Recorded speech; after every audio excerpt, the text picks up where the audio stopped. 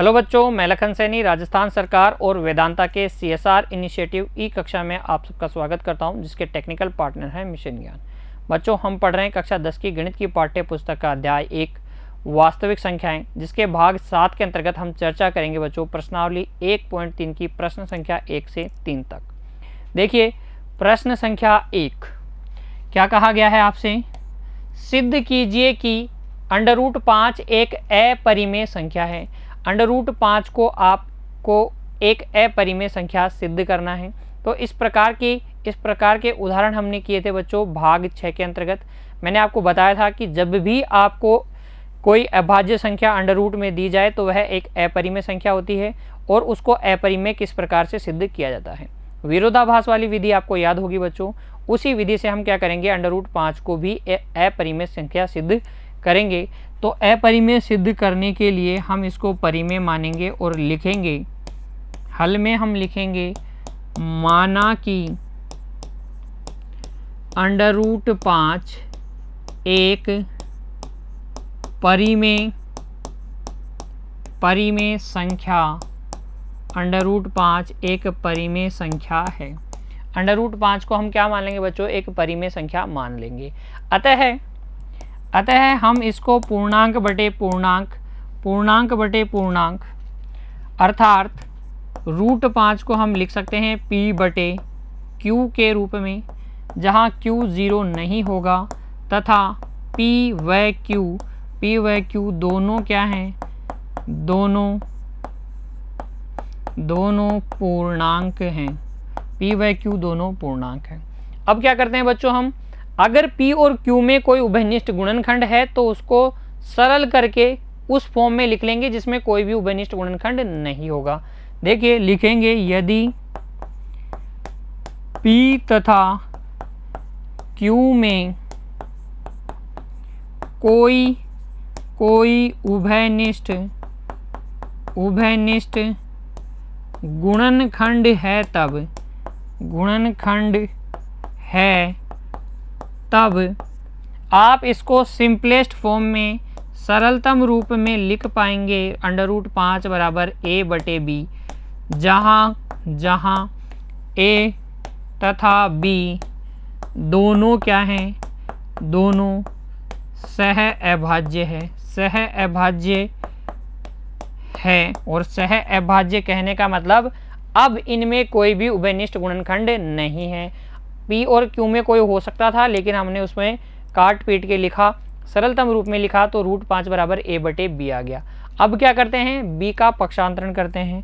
यहाँ से A बराबर √5 गुणा B आ जाएगा। फिर देखिए A² बराबर आ जाएगा 5 गुणा B²। समीकरण संख्या 1 कैसे प्राप्त करेंगे, दोनों ओर वर्ग करने पर, दोनों और वर्ग करके प्राप्त करेंगे।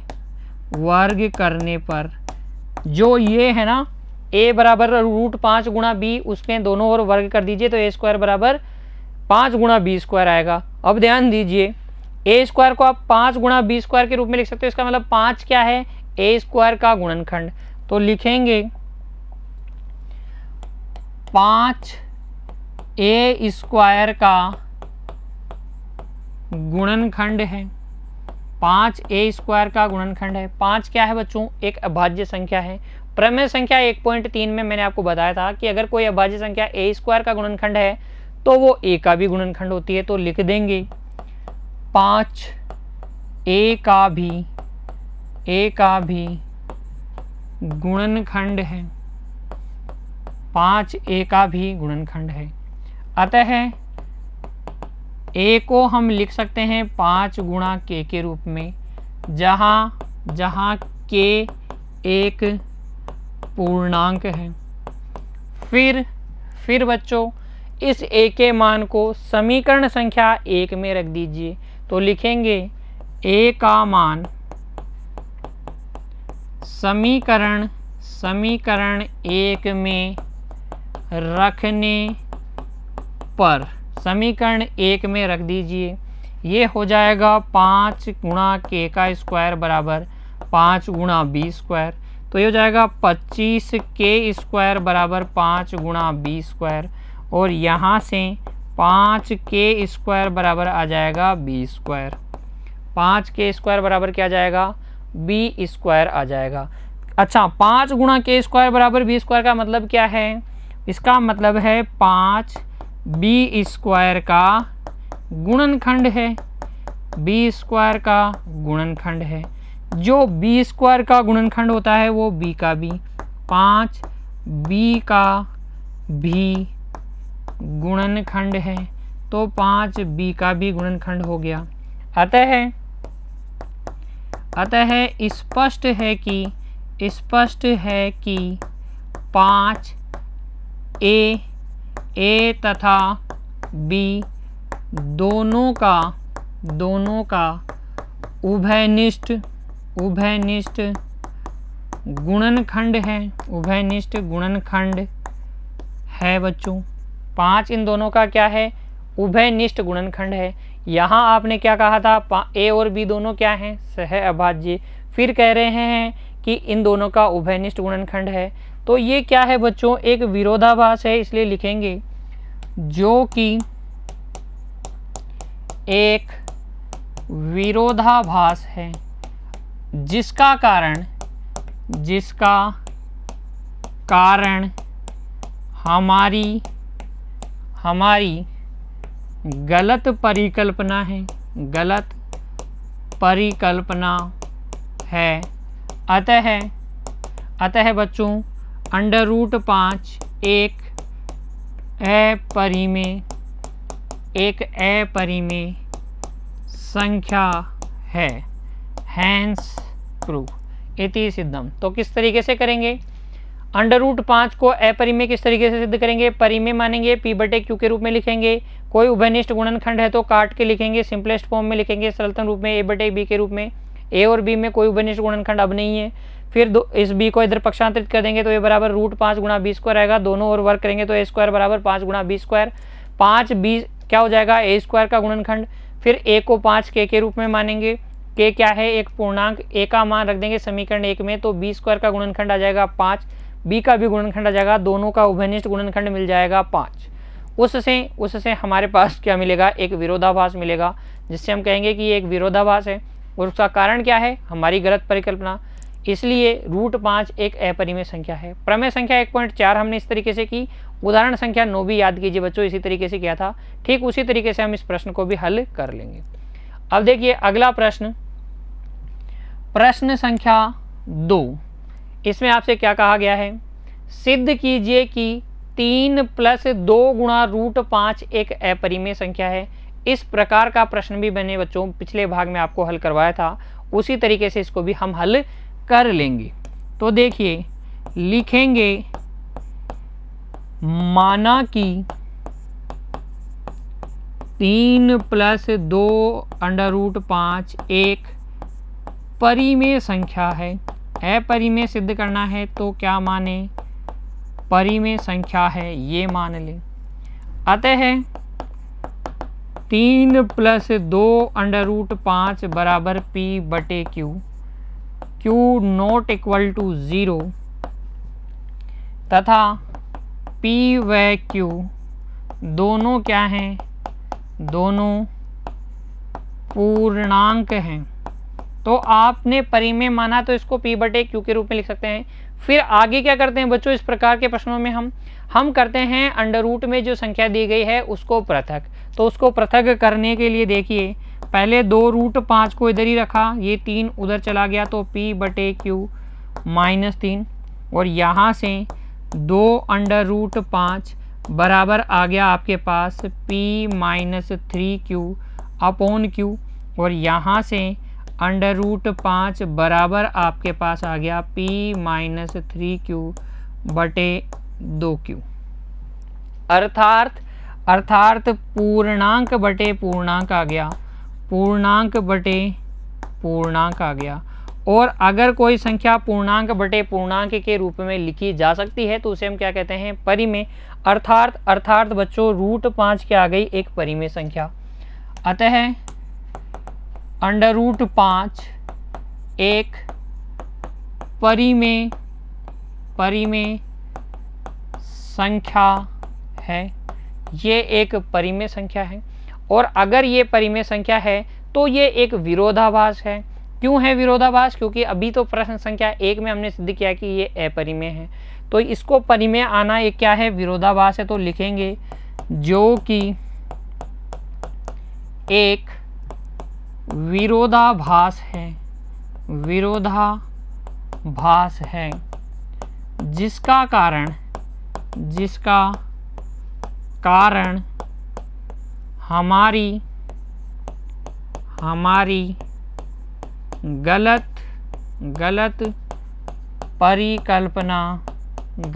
परिकल्पना है। अतः परिकल्पना को सही कीजिए। 3 + 2√5, 3 + 2√5, 5 एक क्या है? एक अपरिमेय संख्या है। Hence proof. इस प्रकार से सिद्ध कर देंगे जैसे कि उदाहरण संख्या 10 और 11 हमने किया था बच्चों। तो ये हो गया प्रश्न संख्या 2 कंप्लीट। उम्मीद करता हूँ आपको बहुत अच्छे से समझ में आ गया होगा। फिर देखिए अगला प्रश्न संख्या 3, सिद्ध कीजिए कि निम्नलिखित संख्याएं अपरिमेय हैं। अपरिमेय सिद्ध करना है संख्याओं को, किस प्रकार से करेंगे? देखिए बच्चों, पहला दिया गया है आपको प्रश्न संख्या 3 का पहला भाग 1/√2। तो मैंने आपको बताया था कि जब वर्गमूल में कोई संख्या हो और उसके साथ कोई अन्य संख्या जोड़ी हुई हो, घट रही हो, या फिर गुणा या भाग हो रही हो, तो उदाहरण संख्या 10 और 11 की तरह हल करते हैं। तो यहाँ पर हम करेंगे उसी प्रकार से हल, और हल में हम सबसे पहले लिखेंगे माना कि 1/√2 एक परिमेय संख्या है। अपरिमेय सिद्ध करना है तो परिमेय मान ले, एक परिमेय संख्या है। अतः बच्चों आप इसको लिख देंगे 1/√2 बराबर p/q। q 0 नहीं है तथा p व q दोनों क्या होते हैं? दोनों हैं यहाँ पर पूर्णांक, दोनों हैं पूर्णांक। अतः लिख देंगे p तथा q दोनों क्या है? पूर्णांक। फिर हम क्या करते हैं इस विधि में, जो वर्गमूल वाली संख्या है उसको पृथक कर लेते हैं। जब आप यहाँ से √2 को पृथक करोगे तो देखिए आप यहाँ पर भी क्या कर दे? व्युत्क्रम कर दे, तो ये √2/1 हो जाएगा और ये हो जाएगा q/p। अर्थात ये हो जाएगा पूर्णांक बटे पूर्णांक। √2 को आपने लिख दिया पूर्णांक बटे पूर्णांक। अतः √2 भी क्या हो गया? एक परिमेय संख्या हो गई, एक परिमेय संख्या। ध्यान दीजिएगा बच्चों, अगर हम 1/√2 को परिमेय मानते हैं तो √2 भी क्या हो जाएगा? परिमेय। जबकि हमें अच्छे से पता है कि √2 क्या है? एक अपरिमेय संख्या है। अतः ये जो स्टेटमेंट आ गया है √2 एक परिमेय संख्या है, यह एक क्या है? विरोधाभास। इसलिए हम लिख देंगे जो कि एक विरोधाभास है, गलत स्टेटमेंट है, विरोधाभास है, जिसका कारण हमारी गलत परिकल्पना है, गलत परिकल्पना है।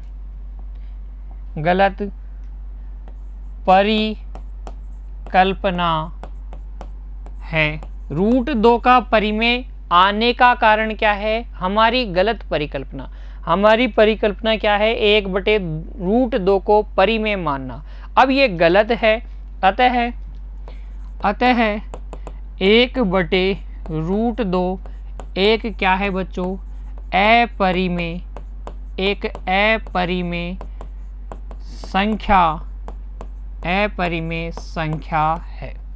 समझ में आया? किस प्रकार से सिद्ध करेंगे? वही उदाहरण संख्या 10 और 11 की जैसे इसी प्रश्नावली का प्रश्न संख्या 2 भी हमने इस तरीके से सिद्ध किया है बच्चों। अब देखिए आगे प्रश्न संख्या 3 का भाग 2। यहाँ पर अंडर रूट वाली संख्या है और उसके साथ में 7 गुणा हो रहा है, तो जो मेथड 2 है, दूसरा तरीका उदाहरण संख्या 10 और 11 वाला, उसी तरीके से इसको भी हल करेंगे।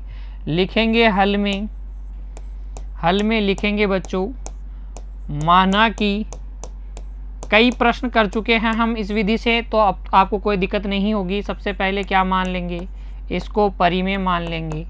लिख देंगे माना कि 7 गुणा रूट 5 एक परिमेय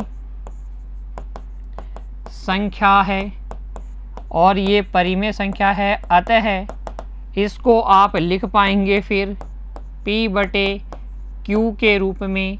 Q 0 नहीं है तथा P व Q दोनों क्या हैं, पूर्णांक हैं। आगे का काम क्या है बच्चों, आगे का काम है रूट वाली संख्या को सेपरेट करना। रूट वाली संख्या अंडर रूट 5 को जब आप पृथक करेंगे तो यह आ जाएगा P/7 गुणा Q, अर्थात P भी पूर्णांक है और Q को 7 से गुणा करोगे, पूर्णांक को 7 से गुणा करोगे तो कोई दूसरा पूर्णांक आ जाएगा, अर्थात ये भी पूर्णांक बटे पूर्णांक है। यहाँ से अंडर रूट 5 एक क्या है, परिमेय संख्या आ गई, परिमेय संख्या है। और क्योंकि हमें पता है कि रूट 5 तो क्या है, अपरिमेय, अतः ये आना रूट 5 का परिमेय आना क्या है, गलत है, जो कि गलत है या जो कि एक विरोधाभास है, कॉन्ट्राडिक्शन है बच्चों। और इसका कारण क्या है, जिसका कारण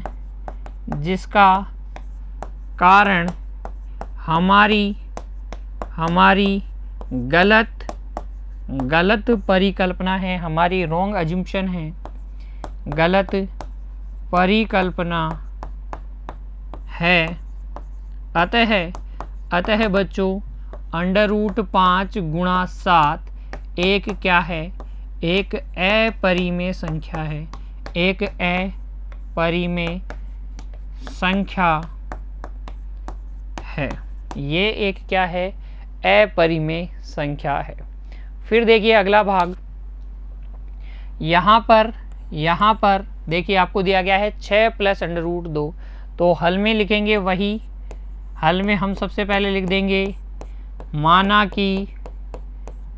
कि 6 प्लस अंडर रूट 2 एक परिमेय संख्या है, एक परिमेय संख्या है।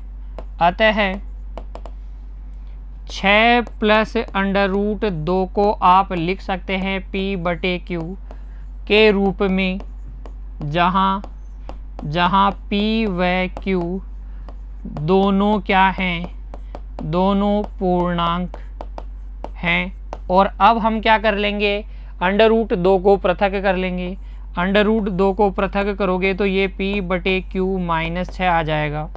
अंडर रूट 2 यहाँ से आ जाएगा P - 6Q/Q, अर्थात पूर्णांक -6 गुणा पूर्णांक, अर्थात पूर्णांक ही आ जाएगा और बटे में पहले से ही पूर्णांक है, तो पूर्णांक बटे पूर्णांक के रूप में आ जाएगा अंडर रूट 2, जिसका अर्थ ये हो गया कि रूट 2 एक परिमेय संख्या है, जबकि ये तो अपरिमेय है। अतः ये क्या है, एक विरोधाभास लिख देंगे, जो कि एक विरोधाभास है। अब तो बच्चों आपको ये लैंग्वेज भी याद हो गई होगी, विरोधाभास है, और जिसका कारण हमारी गलत परिकल्पना है, गलत परिकल्पना है।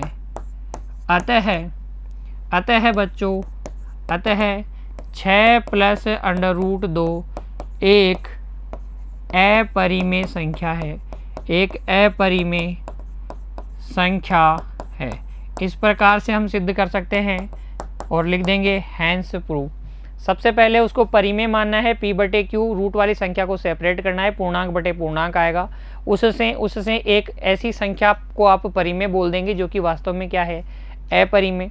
यह है एक विरोधाभास होगा और जिसका कारण क्या है, हमारी गलत परिकल्पना। अतः हम लिख देंगे परिमेय मानना गलत है, तो ये क्या है, अपरिमेय है। ठीक है बच्चों, तो इस प्रकार से आप हल करेंगे प्रश्नावली 1.3 के सभी प्रश्न। उम्मीद करता हूँ आपको अच्छे से समझ में आ गए। आप पुनः एक बार दोहराएंगे। खुश रहिए बच्चों, धन्यवाद।